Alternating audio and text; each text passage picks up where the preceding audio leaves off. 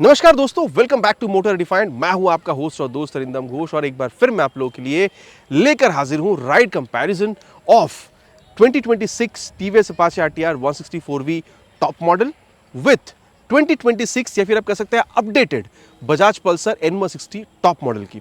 कुछ दिनों पहले आप लोगों ने देखा था, मैंने बेस मॉडल की भी कंपैरिजन करी थी। आज मैं आप लोगों के लिए दोनों ही बाइक यहाँ पर टॉप मॉडल लेकर आया हूँ और टाने थंबनेल से आप लोगों ने समझ लिया है, राइड कंपैरिजन तो करेंगे, लेकिन साथ ही दोनों ही बाइक की यहाँ पर फीचर, स्पेसिफिकेशन, प्राइस हो या माइलेज, इसको भी हम लोग यहाँ पर कंपेयर करेंगे, कितनी सिमिलर है कितनी डिफरेंट, ताकि वीडियो के एंड तक आप लोगों को एक क्लियर आइडिया बनाने में हेल्प मिल जाए कि अगर खरीदना है तो अपाचे 164 भी खरीदना सही होगा या फिर यहाँ पर ये अपडेटेड पल्सर N160। और दोस्तों आगे बढ़ने से पहले very special thanks to SS Bajaj Krishnanagar and bi wheeler Krishnanagar for providing me this bikes, ताकि मैं आप लोगों तक यहाँ पर एक कंपैरिजन पहुंचा सकूं। वेस्ट बंगाल के कृष्णनगर या आसपास के एरिया में अगर आप रहते हैं, कोई भी आप लोग यहाँ पर बजाज, केटीएम या फिर अगर आप लोग टीवीएस की प्रोडक्ट खरीदना चाहते हैं, शोरूम से आप लोग डेफिनेटली कॉन्टैक्ट कर सकते हैं। डिटेल्स ऑलरेडी आप लोगों ने अपने स्क्रीन पर देख लिया। तो चलिए दोस्तों स्टार्ट करते हैं। दोस्तों अब राइड कंपैरिजन पे जाने से पहले दोनों बाइक की छोटी सी मैं आप लोगों के साथ यहाँ पर एक वॉक अराउंड शेयर करना चाहूँगा, ताकि जो की डिफरेंसेस या फिर जो सिमिलैरिटीज़ है ये मैं आप लोगों को बता सकूँ। देखिए, दोनों ही यहाँ पर आप लोगों को बाइक में जो LED turn indicator, all LED headlamp का सेटअप या फिर प्रोजेक्टर लैम्प का सेटअप, दोनों में ही आप लोग को यहाँ पर बिल्कुल मिल जाएगा। सस्पेंशन भी दोनों में आप लोग को यहाँ पर यूएसडी का मिला, लेकिन टायर में फ़र्क है। यहाँ पर 90/90 सेक्शन तक की टायर विद 17 इंचज़ के अलॉय व्हील आप लोग को अपाचे यहाँ पर 164 भी मिलेगा, लेकिन जब आप लोग यहाँ पर N160 पर आ रहे हैं 100/80 सेक्शन तक का tyre with 17 inches of alloy wheel जो है ये आप लोगों को कंपनी यहाँ पर बिल्कुल ऑफर करती है। दोनों में ही आप लोगों को यहाँ पर डुअल चैनल एबीएस का सेटअप मिलेगा, लेकिन ट्रैक्शन कंट्रोल आप लोगों को अपाचे 164V के टॉप मॉडल में मिलेगा, जो N160 के टॉप मॉडल में आप लोगों को नहीं मिल रहा है। इसके अलावा अगर आप लोग देख रहे हैं, अभी जैसे मैंने आपको अभी बताया था, डुअल चैनल एबीएस का सेटअप आपको दोनों में मिलेगा, लेकिन अगेन यहाँ पर डिस्क में आपको फर्क मिलेगा। अगर आप लोग अपाचे में देख रहे हैं तो 270 mm तक का जो पेडल डिजाइन वाला डिस्क है ये आपको मिलेगा, लेकिन जैसे आप लोग यहाँ पर N160 में आ रहे हैं, बड़ी है, यहाँ पर आपको 300 mm का ये बड़ा सा यहाँ पर जो ब्रेक डिस्क है ये आप लोगों को बिल्कुल मिल रहा है। अब इंजन में भी डेफिनेटली आप लोगों को फर्क मिलेगा और ये काफ़ी बड़ा आपको एक फ़र्क बिल्कुल दिखता है। सबसे पहले अगर यहाँ पर अपाचे के बारे में बात करी जाए तो यहाँ पर आप लोगों को 159cc single cylinder SOHC 4 valve oil cool filleted engine आप लोगों को मिल जाएगा। ऑयल कूलिंग के लिए आप लोग देख सकते हैं सेटअप जो है यहाँ पर आप लोगों को बिल्कुल मिल जाता है।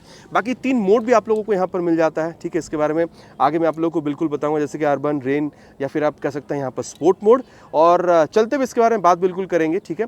और अगर आप लोग यहाँ पर पावर टॉर्क देख रहे हैं तो मैक्सिमम आप लोगों को स्पोर्ट मोड में मिल जाएगा। अर्बन या रेन मोड में आप लोगों को पावर टॉर्क थोड़ा सा घटा कर दिया जाता है, ताकि देखिए अगर आप लोग रेन मोड में आते हैं वहाँ पर तो एबीएस भी कैलिब्रेट होती है, और अगर आप लोग अर्बन मोड में स्पेशली डालकर चलाते हैं तो वहाँ पर आप लोग को माइलेज बेहतर मिलता है, लेकिन स्पोर्ट मोड में आप लोग को परफॉर्मेंस बेस्ट मिलता है, इसलिए पावर टॉर्क वहाँ पर आप लोग को सबसे ज़्यादा मिलेगा। 17.55 PS तक की पावर और आप लोगों को यहाँ पर 14.73 न्यूटन मीटर तक का मैक्स टॉर्क जो है ये आप लोगों को यहाँ पर बिल्कुल मिल जाएगा। बाकी दोनों ही बाइक में आप लोगों को स्लिप एंड असिस्ट क्लच मिल जाता है विद 5 स्पीड गियर बॉक्स। बाकी अगर यहाँ पर N160 के बारे में बात करी जाए तो यहाँ पर आप लोग को 163.82cc single cylinder SOHC 2 valve air cool filleted engine मिलता है। 4 वाल्व ऑयल कूल यहाँ पर आप लोगों को 2 वाल्व एयर कूल इंजन बिल्कुल मिलता है with 16 PS of power and 14.6 newton metre of torque. तो पावर टॉर्क भी हल्का हल्का यहाँ पर आप लोगों को अपाचे के मुकाबले N160 में कम ही मिलता है। बाकी परफॉर्मेंस के बारे में आगे चलाते हुए बात करेंगे, अगेन मैं आप लोगों से कह रहा हूँ। अब क्योंकि बात यहाँ पर इंजन की हो रही है तो चलिए दोनों ही बाइक की यहाँ पर जो एग्जॉस्ट साउंड है वो मैं आप लोगों को सुनाना चाहूँगा। बाकी यहाँ पर आप लोगों को बुलपअप एग्जॉस्ट मिल जाता है। आवाज़ मैं आप लोगों को अपाचे की पहले सुना दूँ।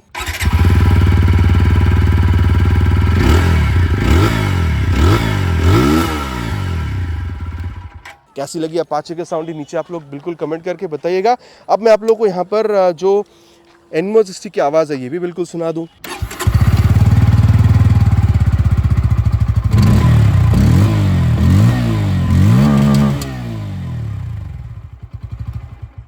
यहाँ पर आप लोगों को अंडरबिली मिल रहा था। कौन सी साउंड आप लोगों को बेहतर लगी है नीचे प्लीज कमेंट पर लिखकर बताना नहीं भूलिएगा। अब मैं आप लोगों को यहाँ पर अगर रियर पोर्शन के बारे में बताऊँ, दोनों में आप लोगों को टेल लैम्प जो कुछ इस तरीके से बिल्कुल मिल जाएगा।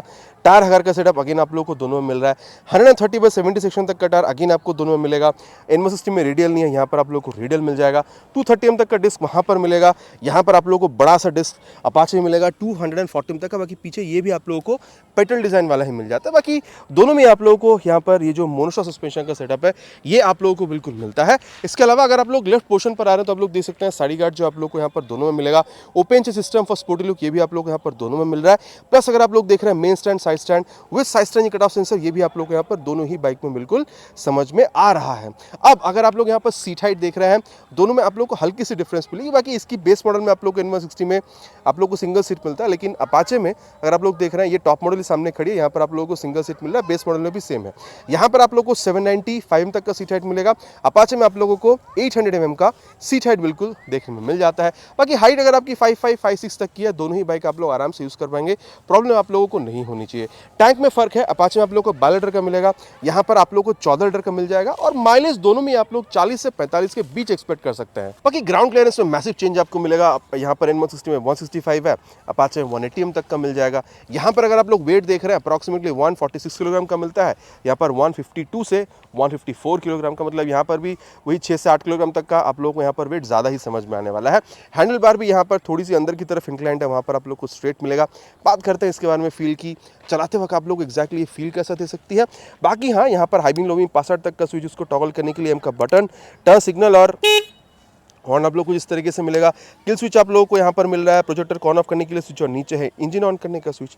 बाकी यहाँ पर अभी तो आप लोगों को company C type mobile charging port जो है ये बिल्कुल ऑफर कर रही है। बाकी वहाँ पर आप लोगों को वो एज एन एक्सेसरीज लगवाना पड़ता है। बाकी यहाँ पर आप लोग को ऑल डिजिटल प्लस ब्लूटूथ मिलेगा, लेकिन यहाँ पर इस बटन को अगर आप लोग यहाँ पर 2 बार प्रेस कर देते हैं तो आप लोग देख सकते हैं यहाँ पर ये रोड मोड से आप लोग को यहाँ पर ये स्पोर्ट मोड पर आते हुए दिखेगी। और स्पोर्ट मोड कंपनी ने यहाँ पर नया इंट्रोड्यूस करा है।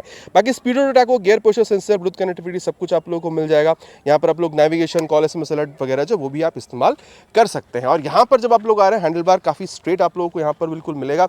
वहाँ पर आप लोग को TFT नहीं मिल रहा था, यहाँ पर आप लोग को TFT कंसोल जो है विथ आप कह सकते हैं ट्रैक्शन कंट्रोल, ये भी आप लोगों को मिल जाएगा। बाकी क्लच और ब्रेक लीवर एडजस्टेबल वहाँ नहीं था, तो यहाँ आप लोगों को बिल्कुल मिल रहा है। High beam low beam pass out के लिए स्विच आपको मिलेगा, इसको टॉगल करने के लिए आई का बटन, ब्लूटूथ को बेसिकली टर्न सिग्नल और हॉर्न आप कह सकते हैं दोनों में काफ़ी सही है। यहाँ पर आप लोगों को किल स्विच मिलेगा और यहाँ पर आप लोगों को मोड मिल रहा है अर्बन, स्पोर्ट और रेन। तो इस मोड बटन के हिसाब से आप चेंज कर सकते हैं। यहाँ पर भी आप प्रोजेक्टर को ऑन ऑफ करने का स्विच देख रहे हैं और नीचे इंजन ऑन करने का स्विच, एग्जॉस्ट ऑन मैंने आप लोग को ऑलरेडी सुना ही है। बाकी इसको एक बार ऑफ करके मैं ऑन करूँ तो कुछ इस तरीके से एनिमेशन के साथ आप लोग को यहाँ पर ऑन होता हुआ दिखेगा। बाकी speed auto taco, gear posture sensor, Bluetooth connectivity यहाँ पर भी आप लोग को मिल रहा है। तो नेविगेशन, कॉल, SMS अलर्ट वगैरह चीज़ जो है यहाँ पर भी आपको मिल जाएगा। लेकिन खास क्या है, ट्रैक्शन कंट्रोल, अगेन मैं कहता हूं जो आप लोगों को अभी भी N160 में देखने में मिल नहीं रहा। बाकी मिरर दोनों में काफ़ी सही है और रियर व्यू दोनों में काफ़ी अच्छा ही दे देती है। इसके बारे में आगे चलते हुए बात करेंगे। अब अगर मैं आप लोगों को यहाँ पर प्राइस के बारे में बताऊं तो यहाँ पर N160 जो है आप लोगों को 1,58,000 के आसपास बिल्कुल ऑन रोड समझ में आ सकता है। और वहीं अगर मैं आप लोगों को अपाचे 164V के बारे में बताऊं तो ये आप लोगों को 1,68,000 के आसपास जो है अप्रॉक्सीमेटली ऑन रोड देखने में मिल जाएगा। तो 10,000 रुपीज़ तक का डिफरेंस आप लोगों को यहाँ पर दिख रहा है। तो देखिए मोटा मोटा मैंने आप लोगों को बता दिया कि चीज़ आपको मिल क्या रहा है। चलिए अब राइड पर चलते हैं, फिर समझते हैं दोनों चलाते वक्त कितना डिफरेंस आप लोगों को फील कराती है।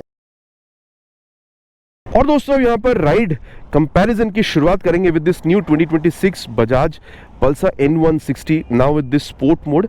ऑलरेडी स्पोर्ट मोड में आप देख सकते हैं मैंने यहाँ पर इसको रखा हुआ है। बाकी सीट की अगर बात करी जाए, पहले जैसे आप लोगों को मिलेगा 795 की आसपास जो सीट हाइट है वो आप लोगों को यहाँ पर मिल रहा है।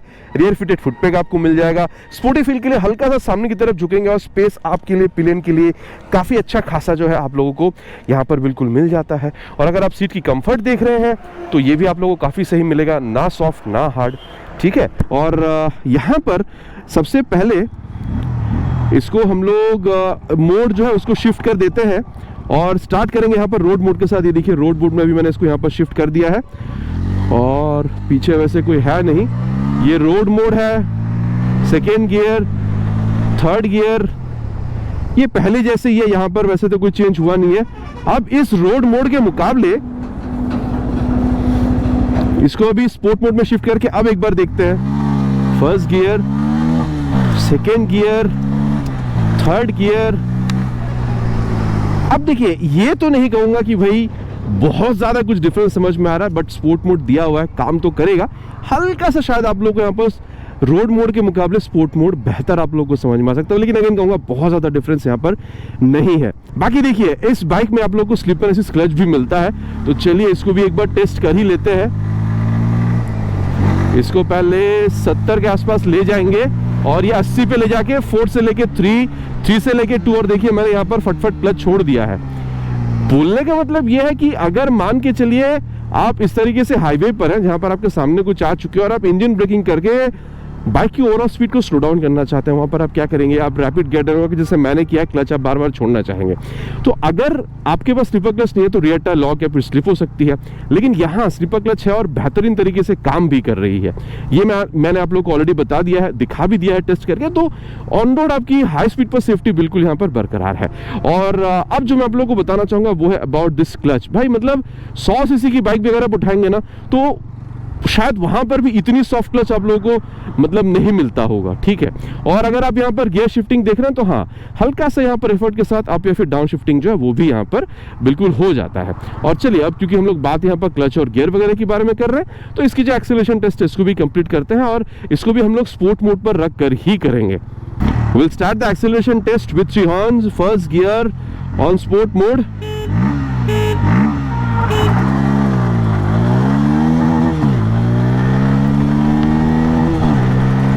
60 crossed, 80 crossed, perfect shifting, heading towards 100 and 100 crossed. अब देखिए दोस्तों, मतलब देखिए वाइब्रेशन का प्रॉब्लम तो N160 में या फिर N सीरीज की जितनी भी बाइक है उसमें आप लोगों को पहले भी नहीं मिलता था, अभी भी आप लोगों को बिल्कुल भी नहीं मिल रहा है, ठीक है। तो smoothness is on next level, ठीक है। और मैं कह सकता हूं अगर आप 90 तक भी खींच कर चला रहे हैं ना तो भी आप लोगों को शायद यहाँ पर वाइब्रेशन बहुत ज़्यादा समझ में आ रही हो। 90 के बाद हल्का सा वाइब मिलता है, लेकिन उससे पहले तो आप लोग आराम से इसको खींच सकते हैं। वैसे तो आप अगर चाहें तो 110-20 के ऊपर भी ले जा सकते हैं, लेकिन मैं यहाँ पर स्मूथनेस या फिर जो वाइब्रेशन की बात है वो कह रहा हूँ। 90 तक तो आप लोग बिंदास चलाइए, वहाँ पर भी बहुत ज़्यादा समझ में आपको नहीं आने वाला है। बाकी अगर आप लोग स्टेबिलिटी देख रहे हैं, मैं तो कहूँगा ज़बरदस्त स्टेबिलिटी आप लोगों को मिलता है, उसमें कोई प्रॉब्लम नहीं है। लेकिन रेयर टायर एटलीस्ट अभी तो रेडियल कंपनी को बनानी चाहिए थी। आप लोगों का क्या मानना है इस बारे में नीचे आप लोग कमेंट पर लिखकर बिल्कुल बताइएगा। बाकी अगर मैं आप लोगों को यहाँ पर माइलेज के बारे में कहूँ तो वही यार मतलब आप 40 से 45 के बीच में एक्सपेक्ट करिएगा। और अगर आप लोग कंफर्टेबल क्रूजिंग स्पीड देख रहे हैं, मैं कहूँगा 90 तक आप लोग आराम से मान सकते हैं, 90 से 100 के बीच में। और इंजन हीटिंग की इशू देखिए मेरे हिसाब से अगर आप इसको डेली राइड, सिटी राइड, थोड़े बहुत अगर आप लोग यहाँ पर इसको लॉन्ग राइड के लिए निकाल रहे हैं, मेरे हिसाब से प्रॉब्लम नहीं होनी चाहिए। लेकिन एटलीस्ट अगर आप लॉन्ग राइड्स के लिए जा रहे हैं, जैसे पहले ऑयल कूल मिला करता था, वो अगर अभी कंपनी दोबारा एटलीस्ट अगर 4-5 हज़ार रुपये ज़्यादा भी बढ़ा कर अगर ला दे तो शायद और बेहतर हो सकता है। बाकी आप लोगों का क्या मानना है इस बारे में बिल्कुल बताइएगा। बाकी हाँ, सिटी राइड नॉर्मल अगर आप डेली राइड्स वगैरह करते हैं या फिर छोटा मोटा अगर आप लोग लॉन्ग राइड्स पर निकलते हैं, इंजन हीटिंग की इशू आप लोगों को नहीं मिलनी चाहिए।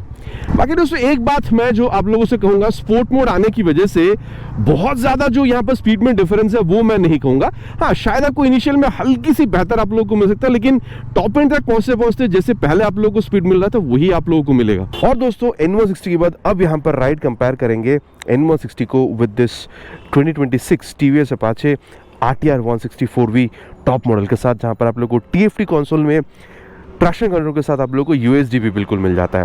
बाकी देखिए सीट हाइट वहाँ पर 795, यहाँ पर करीबन वही 800 mm के आसपास ही आप लोगों को सीट हाइट मिलता है। बट सरप्राइजिंगली मैं ये कहना चाहूँगा कि भले आप लोगों को हल्की सी सही सीट हाइट आपको ज़्यादा मिल रहा है, लेकिन बैठते टाइम ना आपको ऐसा लगेगा कि आप N160 से थोड़ी सी नीची सीट पर बैठे हैं, ऐसा मेरा मानना है, ठीक है। बाकी अगर आप लोग स्पेस देख रहे हैं, काफ़ी सही स्पेस है और पिलियन के लिए कंफर्ट थोड़ा सा और बेहतर ही मिलेगा, सिंगल सीट क्योंकि यहाँ पर आप लोगों को मिल रहा है। बाकी अगर आप लोग सीट की कुशनिंग देख रहे हैं, मैं कहूँगा यहाँ पर भी कंफर्टेबल है, लेकिन N160 के मुकाबले यहाँ पर आपको थोड़ी सी सॉफ्टर फील हो सकती है। बाकी हैंडल बार यहाँ पर आपको थोड़ा सा और चौड़ा मिलेगा और यहाँ पर स्ट्रेट हैंडल बार है। बाकी देखिए N160 आपको थोड़ा सा ज़्यादा झुकना हो रहा था, अब ऐसा नहीं है कि यहाँ पर झुकना नहीं हो रहा, लेकिन यहाँ पर आपको झुकना थोड़ा सा कम हो रहा है व्हेन कंपेयर टू N160। तो और चलिए अब यहाँ पर ऑलरेडी मैंने इसको स्पोर्ट मोड में रखा हुआ है, रियर फिटेड फुटपैग आप लोगों को मिल रहा है। अब यहाँ पर इसको स्टार्ट करते हैं। फर्स्ट गियर, ओहो, second gear, third gear. Initial speed में बहुत ज़्यादा डिफरेंस आप लोगों को मेरे हिसाब से मिलनी नहीं चाहिए। बाकी पावर टॉर्क में कमी ना N160 में था ना यहाँ पर आपको मिल रहा है। ऑन पेपर तो यहाँ पर आप लोगों को पावर टॉर्क ज़्यादा ही मिल रहा है, ठीक है। अब ये टॉप स्पीड वगैरह के बारे में दोस्तों पहले हम लोग एक्सेलरेशन टेस्ट करेंगे, उसके बाद बात करेंगे। लेकिन ना क्लच अगर आप लोग देख रहे हैं, वहाँ पर मैंने ऑलरेडी बताया था क्लच और ब्रेक आप लोग को एडजस्टेबल नहीं मिल रहा था, जो यहाँ पर आप लोगों को बिल्कुल मिल रहा है। और अब यहाँ पर इसको थोड़ा सा भगाते हैं ताकि आप लोगों को यहाँ पर जो आप कह सकते हैं स्लीपर क्लच है वो टेस्ट करके बता सकूं। वैसे ऑलरेडी 4th गियर पर हम लोग अभी हैं और ये 73 पे 75 पे ले जाके देखिए मैंने 4 से 3 कर दिया, और ये 3 से 2 भी मैंने यहाँ पर इसकी जो गियर है उसको ला दिया है। तो जितनी बेहतरीन तरीके से स्लीपर क्लच वहाँ काम कर रही थी, यहाँ पर भी उतनी अच्छी तरीके से काम कर रही है। जैसे ही आप रैपिड गियर डाउन करके यहाँ पर क्लच छोड़ रहे हैं, रियर टायर लॉक या फिर स्लिप नहीं हो रही है, ठीक है। और अगर आप लोग यहाँ पर इसकी क्लच देख रहे हैं तो मैं कहूँगा ये N160 में आप लोगों को इसके मुकाबले काफ़ी ज़्यादा ही सॉफ्ट मिलेगा। यहाँ पर मिड साइड पर है, ना सॉफ्ट ना हार्ड, लेकिन N160 में 100 सीसी से भी मैं कहूँगा सॉफ्टर क्लच आप लोगों को वहाँ पर मिलता है। बाकी अगर आप लोग गियर शिफ्टिंग देखते हैं तो मैं कहूँगा यहाँ पर N160 के मुकाबले देखिए यहाँ पर भी आप लोग हल्की सी एफर्ट दे रहे हैं अप या फिर डाउन शिफ्टिंग के लिए, लेकिन शायद N160 से यहाँ पर आप लोगों को हल्का सा कम ही एफर्ट देना हो रहा है अगर आप लोग अप या फिर डाउन शिफ्टिंग कर रहे हैं तो। और बात अभी क्योंकि हम लोग यहाँ पर एक क्लच गियर इन सारी चीज़ों के बारे में कर रहे हैं, चलिए यहाँ पर इस बाइक की भी जो परफॉर्मेंस टेस्ट है इसको पहले हम लोग कंप्लीट करते हैं, फिर यहाँ पर इसकी जो परफॉर्मेंस है उसके बारे में हम लोग आगे बात करते हैं। बाकी परफॉर्मेंस टेस्ट करना है तो स्पोर्ट मोड में तो लाना बिल्कुल लाजमी था। और चलिए अब यहाँ पर इसको 3 हॉर्न के साथ स्टार्ट करेंगे। Slow launch, 60 crossed, perfect shifting, let's see, and 100 crossed.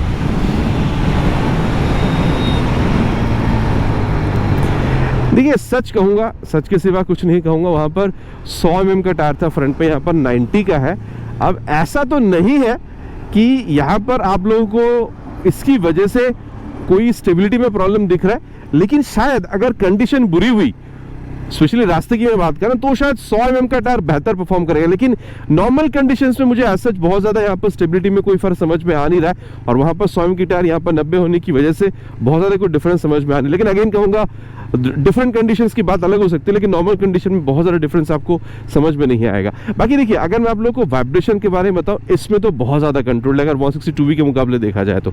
लेकिन N160 के मुकाबले अगर आप लोग देख रहे हैं तो मैं कहूँगा यहाँ पर आपको हल्का सा वाइब्रेशन मिल सकता है। लेकिन अगेन कहूँगा ऐसा नहीं कि आप नहीं खरीदना चाहेंगे, लेकिन हाँ वहाँ मैंने शायद आपको 90 तक कहा था, यहाँ पर आप लोगों को 70-80 के बाद मिलनी शुरू हो जाती है। बाकी देखिए इंजन हीटिंग की इश्यू अगर आप लोग देख रहे हैं तो वहाँ पर नहीं था बहुत ज़्यादा, यहाँ पर तो आप लोग को और बेहतर कूलिंग मिल रहा है। ऑयल कूल जो है कंपनी वो भी यहाँ पर बिल्कुल प्रोवाइड कर रही है। तो मैं तो कहूँगा आप सिटी राइड के साथ साथ अगर आप लोग थोड़ा बहुत हाईवे राइड्स भी करना चाह रहे हैं, लॉन्ग राइड्स के अगर आप लोग प्लान कर रहे हैं, तो इस बाइक में आप लोगों को बेहतर कूलिंग मिलेगा। इंजन में कॉम्प्लीमेंट करने के लिए ऑयल कूलिंग यहाँ पर दिया गया, जो ऑयल कूलिंग N160 से हटा दिया गया है, ठीक है। बाकी देखिए माइलेज दोनों में आप लोग को अप्रॉक्सीमेटली सिमिलर ही मिलेगा, 40 से 45 के बीच में। बाकी दोस्तों समरी के बारे में अगर बात करी जाए तो देखिए मैं कहूँगा N160 हो चाहे यहाँ पर ये अपाचे 160 हो, इनिशियल स्पीड में आप लोगों को बहुत ज़्यादा यहाँ पर फर्क दिखने वाला है नहीं। लेकिन अगर आप लोग देखिए मिड रेंज में बहुत ज़्यादा फर्क नहीं होगा, लेकिन टॉप एंड में अगर आप लोग जा रहे हैं तो शायद देखिए वहां पर भी 19-20 का ही फर्क रहेगा, बहुत ज्यादा डिफरेंस वहां पर भी नहीं। लेकिन मेरे हिसाब से अगर मैं आपको बताऊं तो शायद N160 में हल्की सी टॉप स्पीड जो है आप लोगों को अभी बेहतर देखने में मिल सकता है। अब एक चीज यहां पर आप लोगों को और बेहतर मिलता है, जो है ग्लाइड थ्रू ट्रैफिक टेक्नोलॉजी। मान के चलिए सामने काफी हेवी ट्रैफिक है और आप बार बार क्लच थ्रॉटल गियर चेंज कर रहे हैं, तो वहां पर माइलेज गिर जाता है। तो आप क्या करेंगे, मान के चलिए बहुत ज्यादा ट्रैफिक है, आपने सेकेंड गियर पर इसको यहाँ पर शिफ्ट कर दिया। देखिए मैंने यहाँ पर अभी थ्रॉटल पर से हाथ छोड़ दिया है और ये वही 11, 12, 13 का एक स्पीड लेगी और यहाँ पर धीरे धीरे करके ये आगे बढ़ती रहेगी। अब क्योंकि आप यहाँ पर बार बार क्लच थ्रॉटल गियर का इस्तेमाल नहीं कर रहे हैं ट्रैफिक के दौरान, तो यहाँ पर ये आप कह सकते हैं माइलेज भी इंक्रीज होती है। अब ये चाहे आप सेकेंड गियर पर देख रहे हो या फिर आप इसको चाहे फिफ्थ गियर पर अगर आप लोग देख रहे हो, ये देखिए फिफ्थ गियर पर भी आप लोग यहाँ पर इसको स्मूथली यूज कर पाते हैं। ऐसा नहीं है कि N160 में आप कर नहीं सकते, लेकिन हर गियर में इतनी स्मूथ तरीके से गाड़ी चलती हुई आप लोगों को नहीं दिखती है, चाहे आप कोई सा भी बाइक ले लीजिए। बाकी दोस्तों अब बात करेंगे इस बाइक की यहाँ पर ब्रेकिंग सिस्टम के बारे में। सबसे पहले यहाँ पर इसको ले चलेंगे, वैसे पीछे नहीं, पूरा रास्ता खाली है, ले चलेंगे इसको 60 के ऊपर 70 तक और 73 पे ले जाके फ्रंट ब्रेक। भाई फ्रंट में आप लोगों को 300 mm का यहाँ पर ये जो डिस्क मिलता है, गजब रिस्पांस देती है। मतलब जैसे ही आप रोकना चाह रहे हैं, मतलब मैं ये नहीं कहूँगा कि झट से रोक देती, लेकिन मतलब करीबन वही झट से रोकने वाली ही चीज़ है, ठीक है। लेकिन जो झट से रोक देने पे वो जो आपको एक डर का फील होता है ना अगर आप हाई स्पीड पर होते हैं, वो आपको नहीं हो रहा है यहाँ पर। मतलब आराम से प्यार से रोक देते, जहां पर रोकना चाहे वहां पर रोक देते। मतलब एन सीरीज की जितनी भी बाइक है ना, यहाँ पर आप लोग ब्रेकिंग की शिकायत नहीं कर सकते हैं, ठीक है। मतलब मैंने अभी तक जितने भी बाइक चलाया उसमें मैंने जो समझा वो मैंने आप लोग को यहाँ पर बता दिया। बाकी अब चलिए रियर जो ब्रेक है उसको भी एक बार टेस्ट कर ही लेते हैं। अराउंड 60 पर ले जाकर 67 पे ले जाकर रियर ब्रेक। देखिए 230 एम तक का आप लोग को यहाँ पर रियर में जो डिस्क ब्रेक मिलता है, मैं तो कहूँगा प्रोग्रेसिव नेचर की है। जब आप लोग रियर ब्रेक पे पैर रख रहे हैं, हल्की सी यहाँ पर जो स्पीड है वो स्लो डाउन होती है। अमूमन जैसे मैं हर बाइक में कहता हूँ, यहाँ पर भी चीज़ आप लोग को सिमिलर ही मिलेगा, ठीक है। और नहीं, पीछे कोई है नहीं। रियर के संग संग बात फ्रंट ब्रेक को एक बार अप्लाई करते हैं, वही अराउंड 70 के ऊपर ले जाकर 75 पे ले जाकर रियर विद फ्रंट। लाजवाब ब्रेकिंग में आप लोगों को N160 अगेन कहूंगा, बजाज की N सीरीज की बाइकों में आप लोगों को प्रॉब्लम महसूस नहीं होनी चाहिए। अब देखिए ABS जो है दोनों ही आप लोगों को ब्रेक में मिलेगा। मुझे अभी दोनों ही ब्रेक में ABS फील बहुत ज्यादा हुई नहीं, लेकिन इसके लिए डरने की बात नहीं है, वक्त आने पे ABS फील हो जाएगा, ठीक है, तो उसमें कोई बड़ी बात नहीं है। बाकी हाँ, ब्रेकिंग भी मैंने यहाँ पर स्पोर्ट मोड पर डाल के ही चलाया है। राइड मोड के हिसाब से आप इसको मान सकते हैं, लेकिन हाँ ABS में अगर आप लोग देख रहे हैं तो भी मुझे यहाँ पर बहुत ज्यादा कोई आप कह सकते हैं जो इंट्रूशन वगैरह स्पोर्ट मोड की वजह से, मतलब वो मुझे अलग से यहाँ पर कुछ समझ में नहीं है। जैसे पहले मैंने चलाकर जो फील करा था, अभी भी मुझे वही फील यहाँ पर हुई है। और अब जिस बारे में बात करेंगे वो है इस बाइक की ब्रेकिंग। मोटा मोटा इसको पीछे वैसे कोई है नहीं, 80 के आसपास इसको भी ले जाएंगे और ये 83 पे ले जाके फ्रंट ब्रेक।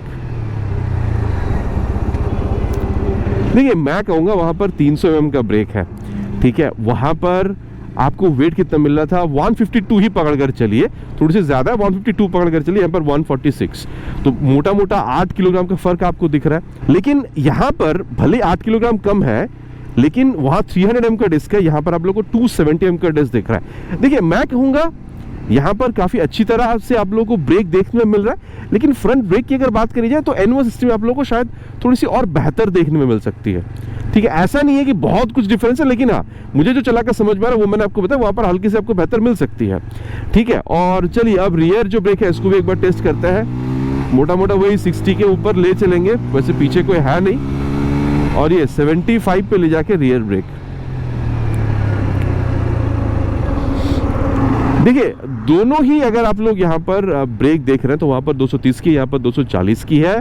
रियर ब्रेक पे जैसे आप पैर रख रहे हैं, हल्का सा स्पीड स्लो डाउन हो रही है, प्रोग्रेसिव नेचर की है। ये दोनों ब्रेक में आप लोगों को बिल्कुल ही सेम फील हो रहा है, ठीक है। बाकी दोनों ही ब्रेक में मुझे अभी ABS फील नहीं हुई है, ठीक है। मतलब फ्रंट पे जब मैंने वहां पर सेपरेटली यूज किया था N160 में, यहाँ पर जब मैं सेपरेटली यूज कर रहा था, या फिर रियर में जब मैंने सेपरेटली यूज किया N160 में, यहाँ पर मुझे ABS बहुत ज्यादा फील हुआ नहीं, लेकिन हाँ ABS काम करेगी, इसके लिए आप लोगों को डरने की यहाँ पर कोई बात नहीं है, ठीक है।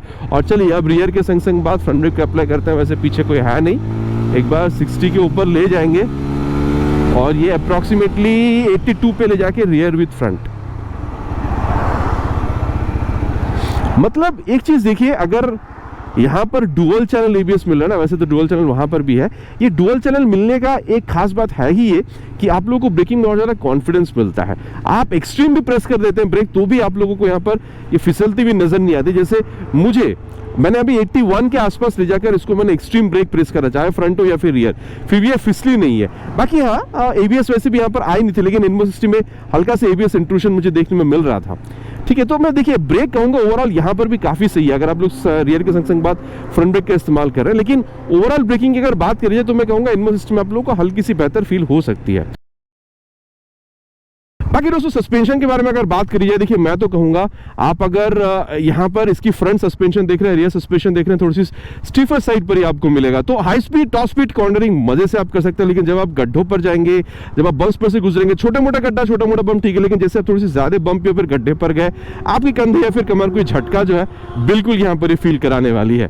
तो हाँ अगर आप हाई स्पीड पर है, टॉप स्पीड पर है, कॉर्नरिंग करना चाहते हैं, भाई गजब कर सकते हैं, आपका दिल खुश हो जाएगा। लेकिन अब देखिए छोटे मोटे गड्ढे अगर आप छोटा मोटा बम्प्स पर से गुजरे तो ठीक है, लेकिन जैसे आप थोड़ा भी अगर आप लोग गड्ढे पर या फिर अगर आप ज्यादा जो ऊंचे वाले बम्प्स पर से गुजरते हैं, वहां पर झटका भाई आपकी कमर या फिर कंधों पर फील होगा, ये आपको मानकर इस बाइक को खरीदना है, ठीक है, तो ये सस्पेंशन का फील मैंने बता दी। ओवरऑल फील की जहां तक बात है दोस्तों, मैं तो कहूंगा देखिए रियर व्यू मिरर काफी अच्छा खासा रियर व्यू दे रही है, speed auto taco, gear position sensor, Bluetooth connectivity, अभी तो सीटअप मोबाइल चार्जिंग पोर्ट भी आ गया है।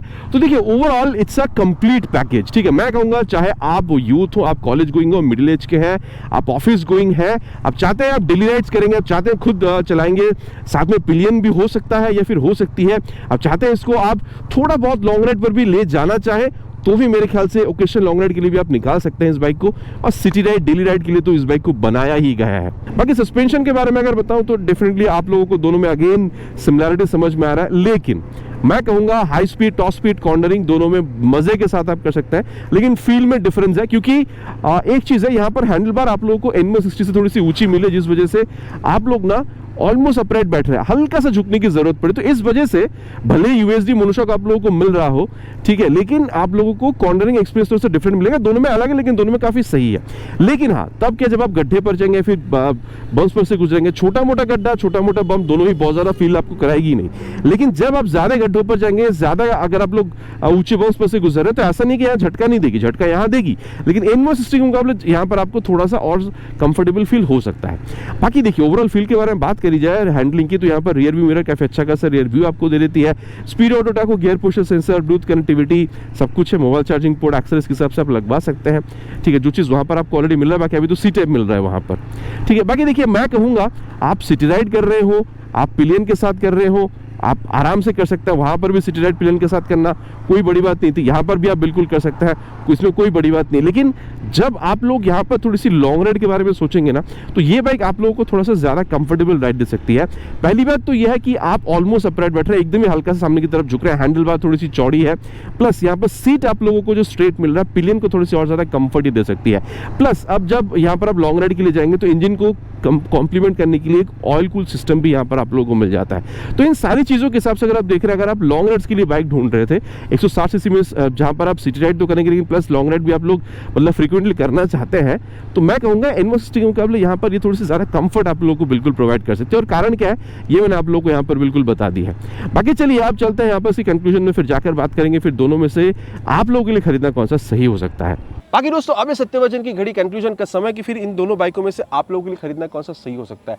देखिए मैं कहूंगा अगर आपकी बजट 1,55,000 के आसपास थी, ये 1,58,000 कॉस्ट है, इंडियन किसी की स्टेट में जाएंगे तो 1,55,000 में आपको मिल जाएगा।